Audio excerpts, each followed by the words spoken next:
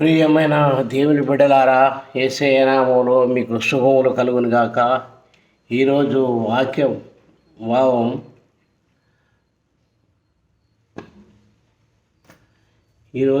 భావం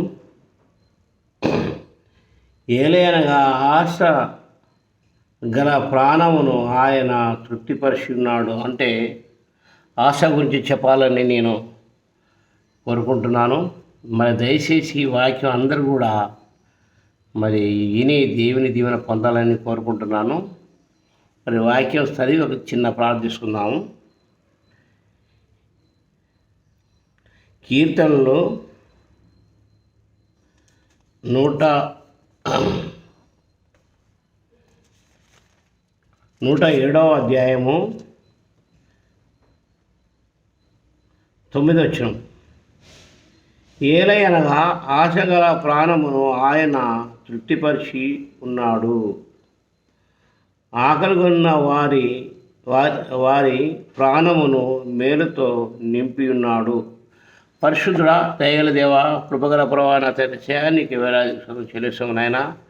నువ్వు తప్ప మాకెవరు లేరు నాయనా. నీ పైన ఆధారపడి చూస్తున్నావు నాయనా. మరి ఆశపడ ప్రాణాన్ని మరి తృప్తిపరిచి దేవుడు కాబట్టి మరి నేను ఆశ గురించి ఈ వాక్యం చెప్పాలని నేను మరి కోరుకుంటున్నాను. కాబట్టి ఈ వాక్యాన్ని కూడా అందరూ విని దేవుని దీవెన పొందాలని నేను ఆశిస్తూ మరి చిన్న ప్రార్థన ఆలకించమని మా ప్రభు మా దేవుడు యేసయ్య నామములో ప్రార్థించుకుంటున్నాను తండ్రి, ఆమేన్. మరి ప్రియమైన దేవుని బిడ్డలారా, మరి ప్రభు చాలా గొప్పవాడు కాబట్టి మరి ఆయన యందు మనం ఆశపడతాం. కాబట్టి మరి ఇక్కడ వాక్యం ఏముందంటే, ఏలయనగా ఆశగల ప్రాణమును ఆయన తృప్తిపరిచి ఉన్నాడు, ఆకలి కొనిన వారి ప్రాణమును మేలుతో నింపి ఉన్నాడు అని ఇక్కడ మనకు వాక్యం కనబడుతుంది. ప్రియమైన మిత్రులారా, అయితే మరి ఆలోచిస్తే మరి ఆశ అనేది మరి మనుషులకు చాలా ఉంటుంది కాబట్టి మరి దేవుడు మరి తృప్తిపరుస్తున్నట్టుగా ఇక్కడ వాక్యం మనకు కనబడుతుంది. మరి ఆలోచిస్తే మరి కీర్తనలు 84 అధ్యాయము 1 నుండి 5 వరకు మనం చదవాలనుకుంటున్నాను. కీర్తనలు 84.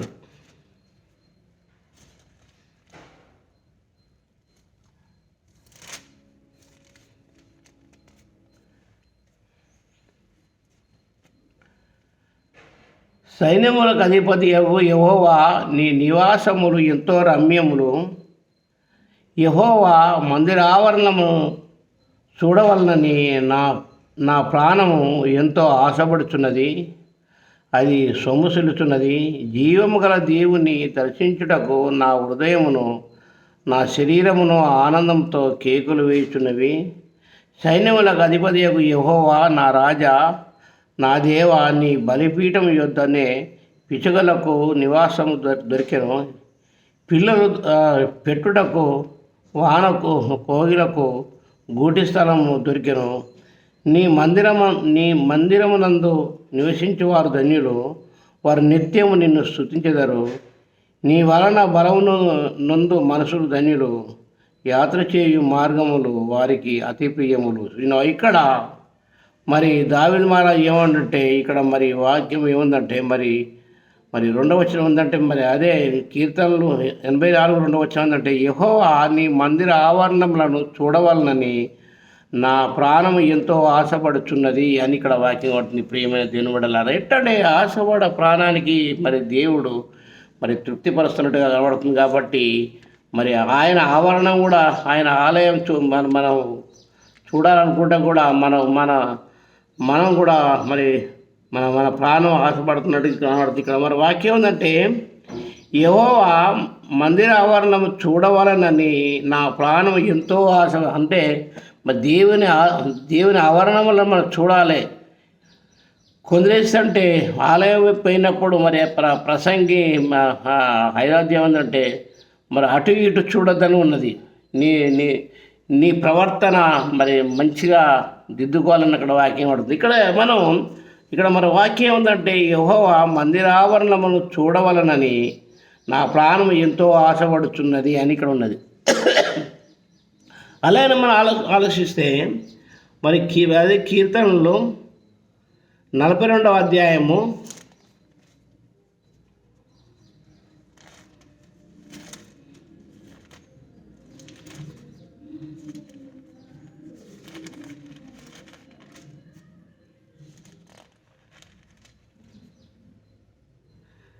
42వ అధ్యాయము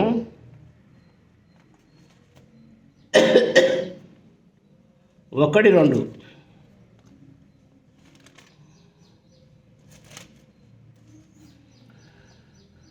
దుప్పి నీటివాగు కొరకు ఆశపడినట్లు దేవా నీ కొరకు నా ప్రాణము ఆశపడుతున్నది.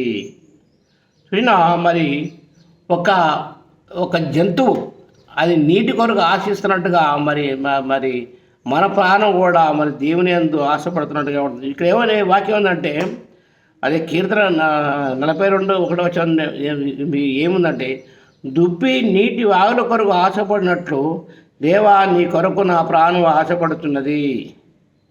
నా ప్రాణము దేవుని కొరకు తృణగోనుచున్నది, జీవము గల దేవుని కొరకు తృణగోనుచున్నది. దేవుని సన్నిధికి నేనెప్పుడు వచ్చేదను, ఆయన సన్నిధిని నేనెప్పుడు కనబడేదను. నీ దేవుడు ఏమైనా వారు నిత్యము నాతో అనుచుడగా రాత్రింబగలు నా కన్నీళ్ళు నాకు అన్నపానములాయను.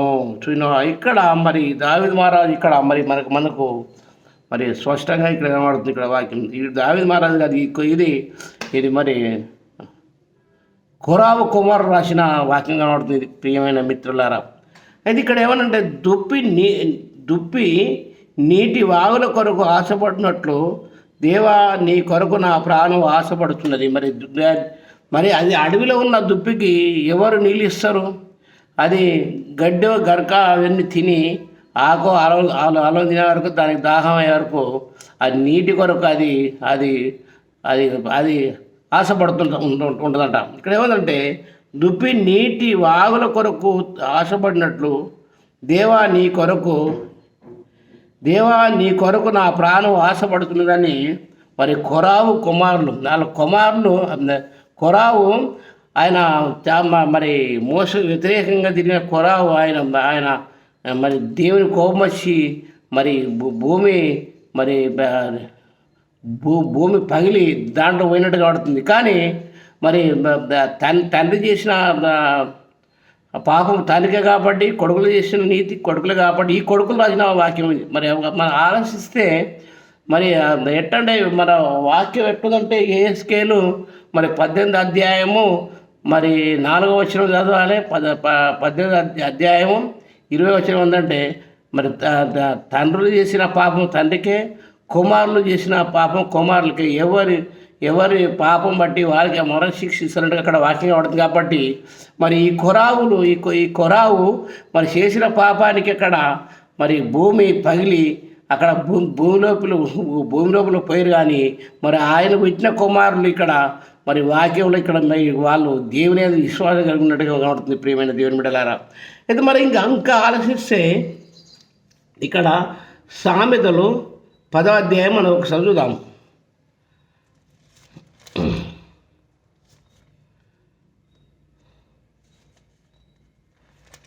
సామెతలు 10వ అధ్యాయం 1వ వచనం.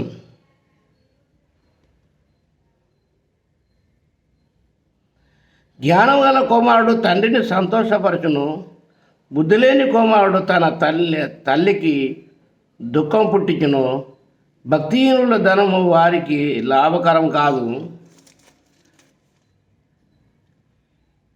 నీతి మరణం నుండి రక్షించును, యెహోవా నీతిమంతుని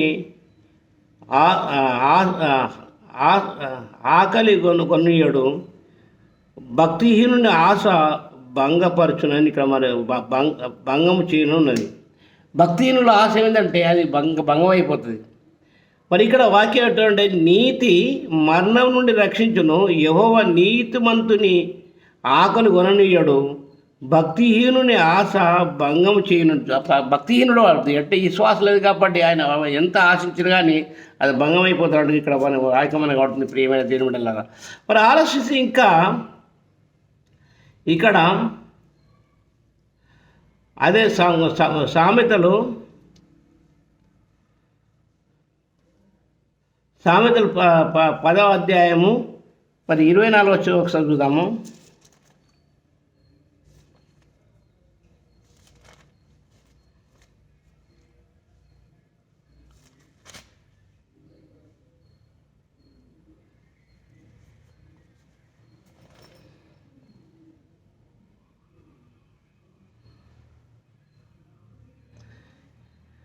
సామెతలు 10వ అధ్యాయము 24 వచ్చే ఉందంటే, భక్తిహీనుడు దేనికి భయపడను అదే వాని మీదికి వచ్చును, నీతిమంతులు ఆశించినది వారికి దొరుకును. చూసినవా, నీతిమంతులు ఆశిస్తే దొరకదంట. అక్కడ అక్కడ భక్తిహీనునికి ఆశిస్తే దొరకదని ఉన్నది. ఇక్కడ నీతిమంతులు ఆశిస్తే దొరుకుతున్నాడు. చూసినా, నీతిమంతులు ఆశించినది వారికి దొరుకునని ఉన్నది ఇక్కడ వాక్యం ఉంటుంది. ప్రియమైన దేవుని బిడ్డలు, ఎట్టంటే మనం వాక్య రీతికి నడిచినప్పుడు, మరి నీతిమంతులు ఆశించినప్పుడు మరి ఆయన దొరుకుతున్నట్టుగా కనబడుతుంది, ఇక్కడ కనబడుతుంది వాక్యం. ఇంకా ఆలోచిస్తే మనము మరి కీర్తన 37, 34 వచనం,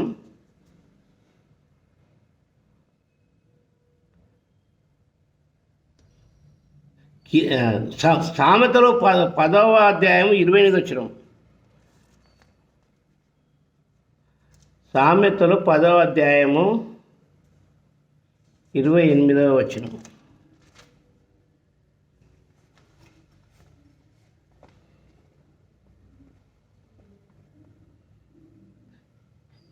నీతిమంతుల ఆశ సంతోష పుట్టించును, భక్తిహీనుల ఆశ భంగమైపోవును. చూసినవా, ఇక్కడ మరి సామెతల 10వ అధ్యాయం 28 వచనం ఉందంటే, 28 వచనం ఏముందంటే మంచిగా పడుతుంది.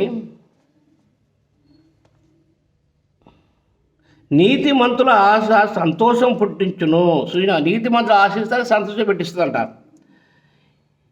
నీతిమంతుల ఆశ సంతోషం పుట్టించును, భక్తిహీనుల ఆశ భంగమైపోవును. భక్తిహీనుడు కాబట్టి ఆయన ఆశ అనేది భంగమైపోతుందంట. మరి ప్రేమైన దేవుడు అలా ఎట్టంటే మనము మరి దేవుని విశ్వాసం ఉన్నప్పుడు మన ఆశ అనేది దేవుడు నెరవేరుస్తుండే కనబడుతుంది. ప్రేమైన దేవుడు అలా మరి ఆలోచిస్తే మరి ఇక్కడ 1 యోహాను 2వ అధ్యాయము 15, 17 దాకా మనం చూసుకుందాం.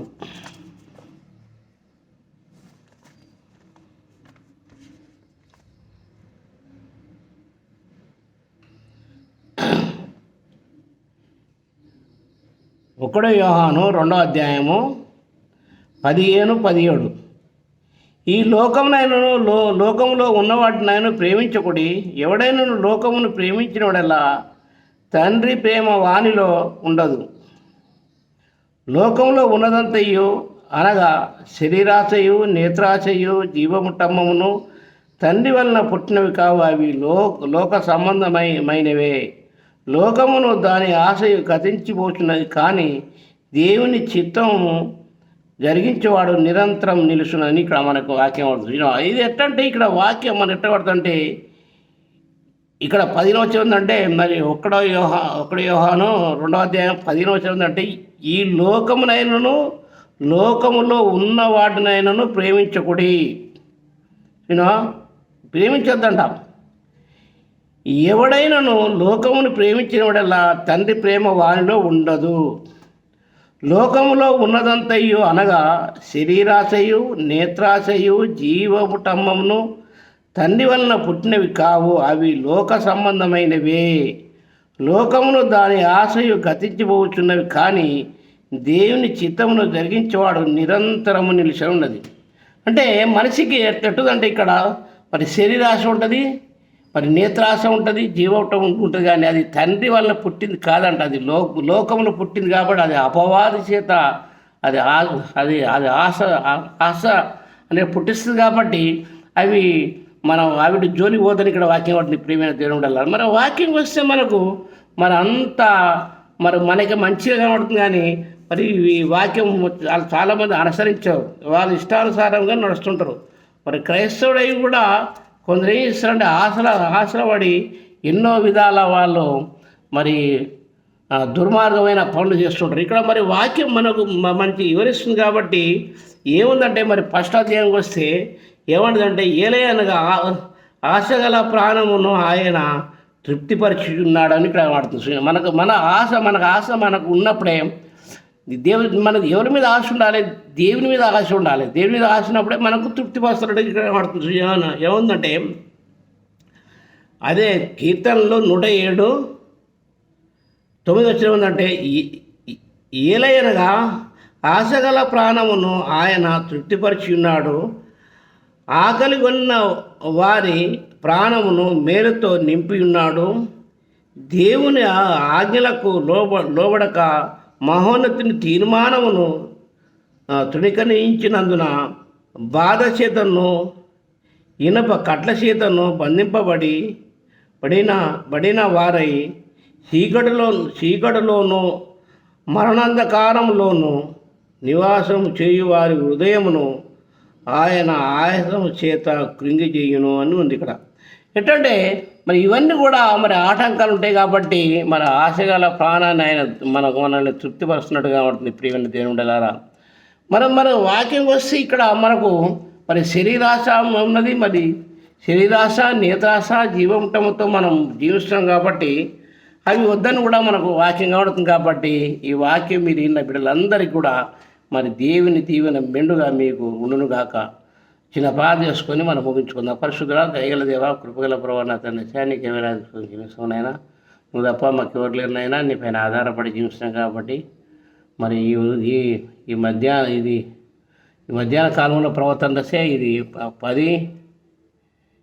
10:30 టైంలో నేను వాక్యం మరి చదివిన కాబట్టి మరి ఈ ఈరోజు మరి నేను చెప్పిన వాక్యం మీరు వినాలి, దేవుని దీవెన పొందాలని నేను కోరుకుంటాను. కాబట్టి మరి ఈ ఆశగల ప్రాణాన్ని మరి దేవుడు తృప్తిపరుస్తుంది కాబట్టి మీరు మరి దేవుని ఆశ కలిగి ఉండాలని నేను కోరుకుంటున్నాను.